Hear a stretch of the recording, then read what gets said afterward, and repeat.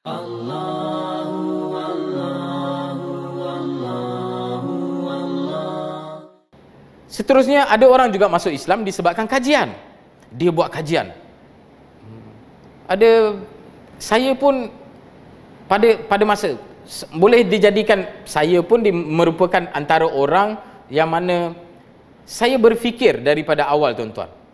Dan saya tahu ada ramai dekat luar sana yang saya pernah jumpa, mereka pun berfikir daripada kecil. Mereka rasa benda ni kenapa ada banyak sangat agama? Macam mana satu agama yang betul? Dan bermain di fikiran mereka, dan akhirnya mereka end up dengan membuat kajian. Mereka nak tahu apa agama ini, apa agama ini. Mereka baca setiap kitab-kitab ini dan sebagainya, end up mereka memeluk agama Islam. Seterusnya ada juga yang memeluk agama Islam disebabkan silibus di sekolah. Kalau kita lihat pada zaman awal-awal dahulu, selepas merdeka dan sebagainya, sehingga ke hari ini, kelas agama Islam sebenarnya terbuka kepada semua orang. Kalau ada pelajar bukan Islam, dia nak ambil kelas agama Islam pun boleh. Dan ada juga yang apabila mereka belajar form 6, dan form 6 bila masuk ke sejarah dunia, mereka akan belajar juga tentang sejarah tamadun Islam. Dan apabila mereka belajar tentang Islam, itu menyebabkan mereka rasa suka dengan Islam dan mereka memeluk agama Islam. Ada juga yang masuk Islam disebabkan dakwah. Rakan-rakan yang beragama Islam ini buat dakwah kepada mereka, pergi dan menceritakan tentang Islam. Akhirnya dia rasa Islam itu agama yang logik dan sebagainya, telah menyebabkan dia menjadi seorang Muslim.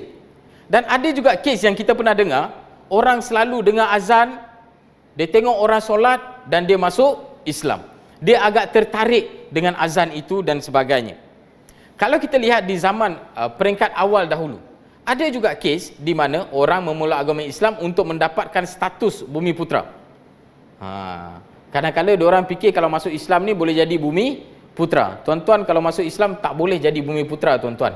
Tuan-tuan akan tetap kekal sebagai bangsa, tuan-tuan. Tapi peringkat awal dahulu dekat Malaysia ada pemahaman begitu. Dan memang ada juga di kalangan-kalangan masyarakat kita, especially daripada kalangan bangsa yang berkulit putih. Sebab bila mereka dah masuk Islam dan sebagainya, orang tak tahu, orang tengok dia macam Melayu juga dan sebagainya. Sebab masa tu kan belum ada lagi sistem dan sebagainya. Dan mereka mereka masuk Islam untuk mendapatkan status bumi putera itu sendiri. Okey, ada juga yang masuk Islam disebabkan perniagaan. Sebab apa mereka masuk Islam, tuan-tuan? Sebab dia rasa kalau dia masuk Islam, perniagaan dia akan bertambah maju. Contoh, kalaulah dia satu orang Chinese, bukan Islam, dia rasa kalau dia buka kedai, orang Cina je datang, orang India je datang, mungkin orang Kristian datang. Tapi orang Melayu dan beragama Islam tak mau datang. Tapi tuan-tuan, kalau dia masuk Islam, dia kalau buka bisnes, cakaplah dia buka bisnes Chinese food, Muslim Chinese food. Tuan-tuan cuba tengok, biasanya Muslim Chinese food ini adalah salah satu perniagaan yang sangat maju dan sangat berjaya kalau kita lihat. Dan mungkin ada di kalangan orang juga yang fikir, okey, dia masuk Islam, dia buka kedai ala-ala kedai mamak. Tuan-tuan tengok kedai mamak ni dan kedai Cina Muslim ni, semua bangsa pergi. Cina pergi, India pergi, Melayu pergi, semua pun pergi, sama dengan mamak. Mamak ini boleh dikenali sebagai kedai satu Malaysia. So ramai yang pergi ke sana. So ini antara banyak sebenarnya faktor, dan ada banyak lagi kalau kita nak cerita case by case dan sebagainya. Apa yang saya ceritakan ini adalah di dalam senarai kami, yang mana dia start daripada yang tertinggi sebab apa orang masuk Islam sampailah ke terendah. Okey, baik. So selepas ini kita akan bincangkan bersama berkaitan dengan cabaran mu'alaf itu, tuan-tuan. Jadi mu'alaf ini sebenarnya tak senang, tuan-tuan. Kita kadang-kadang mungkin fikir seseorang itu masuk Islam, hari ini dia fikir, besok dia masuk. Sebenarnya tak. Ada banyak faktor yang sebenarnya menghalang seseorang itu, dan ada juga banyak faktor yang mungkin menjadi penghalang, dan ada juga banyak benda yang sebenarnya merunsingkan jiwa mu'alaf itu sendiri. Kalau kita lihat, kita boleh pecahkan kepada 3 fasa. Ya, ini cabaran seorang mu'alaf sebelum dia memeluk agama Islam, cabaran seorang mu'alaf semasa dia memeluk agama Islam, dan juga cabaran dia selepas dia memeluk agama Islam. Okey, kita akan lihat apa sebenarnya cabaran-cabaran mu'alaf ini sebelum dia memeluk agama Islam. Tuan-tuan cuba tengok, Bila kita nak bincang tentang mu'allaf ini tuan-tuan, kita kena faham satu perkara. Mu'allaf ini adalah golongan yang pada asalnya adalah orang-orang yang bukan Islam. So sebagai seorang bukan Islam, pemikiran dia pada ketika itu masih lagi pemikiran bukan Islam. So katalah kalau dia kenal dengan satu orang, dia bercinta dengan seorang gadis Melayu, dan sekarang dia rasa, dia sudah pasti dia akan rasa, kenapa bila aku cinta dengan orang Islam ni, aku je kena masuk Islam? Kenapa tak dia yang masuk agama aku? Setiap mu'allaf yang bercinta dan nak masuk Islam ni tuan-tuan, saya percaya pasti mereka akan berfikir begini. Dan dia akan fikir juga, kalau kena pula yang mu'allaf itu adalah lelaki, sudah tentu dia akan fikir, aku lelaki, patut perempuan kena ikut akulah, barulah macho. Takkanlah aku perempuan nak ikut, aku lelaki nak ikut perempuan, mana macho. Tapi nak buat macam mana? Ini antara perkara yang akan ada, dan dia akan rasa agama kan urusan peribadi. Kenapa nak kecoh-kecoh? Tengok macam dekat Singapura, tengok macam dekat Indonesia, tengok macam dekat India. Boleh je diorang kahwin campur.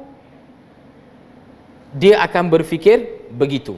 Jadi benda pertama yang perlu kita lakukan kepada mereka, kita perlu fahamkan kepada mereka, tuan-tuan, dalam Islam ini kita percaya Allah Subhanahu Wa Taala berfirman dalam surah An-Nisa ayat ke-48, di mana Allah Subhanahu Wa Taala boleh ampunkan apa sahaja dosa yang dilakukan oleh manusia mengikut kehendaknya, melainkan dosa syirik. Sebab itu tuan-tuan, kalau kita lihat dalam Islam ini tidak dibenarkan seorang Islam untuk berkahwin dengan seorang yang bukan Islam. Sebab apa tuan-tuan? Bagaimana orang Islam, kami orang Islam ini nak hidup dengan satu orang yang sedang mensyirikkan penciptanya, yang sedang menduakan penciptanya? Besok kita akan hadapi masalah bila ada anak nanti nak pilih agama mana, akan ada pelbagai konflik yang akan timbul di dalam rumah tangga nanti. Seorang ikut lain, seorang ikut lain.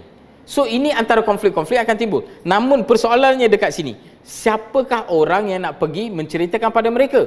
Siapa yang nak terangkan kepada mereka?